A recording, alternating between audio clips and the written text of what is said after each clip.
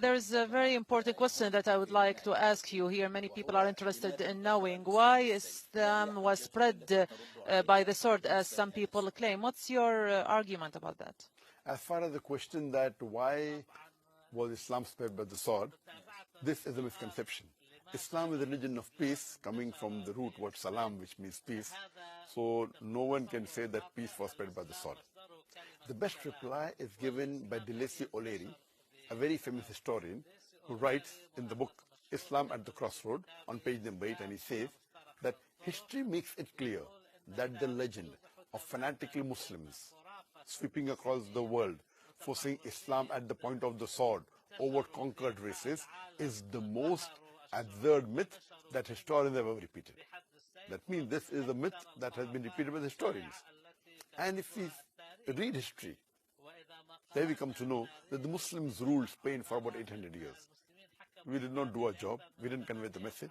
Later on, we know that the Crusaders came and they wiped out the Muslims. There was not a single Muslim in Spain who could openly give the azan.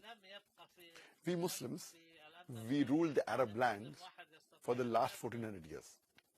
A few years the Britishers came, the few years the French came, but overall the Muslims were the rulers and the lords of the Arab land for 1400 years. Yet today, there are more than 8 million Arabs who are Coptic Christians. If we wanted, we could have converted every non-Muslim at the point of the sword. These 8 million Coptic Christians, they are giving Shahada. They are bearing witness that Islam wasn't spread by the sword. We Muslims, we ruled India for 1,000 years. Yet today, more than 80% of the Indians, they are non-Muslim. These 80% non-Muslim Indians, they are giving Shahada. They are bearing witness that Islam was spread by the sword. If we wanted, we could have forced every non-Muslim to accept Islam at the point of the sword. Today, today Indonesia, which is one of the largest countries, which has Muslims, which Muslim army went to Indonesia? Which Muslim army went to Malaysia, which has 60% Muslims? Which Muslim army went to the east coast of Africa, which has 90 to 100% Muslims? Which army? It was mainly by the traders, by the amal, by the actions, by the nature that people accepted Islam.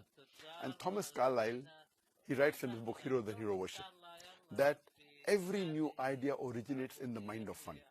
In one man's head, it dwells alone.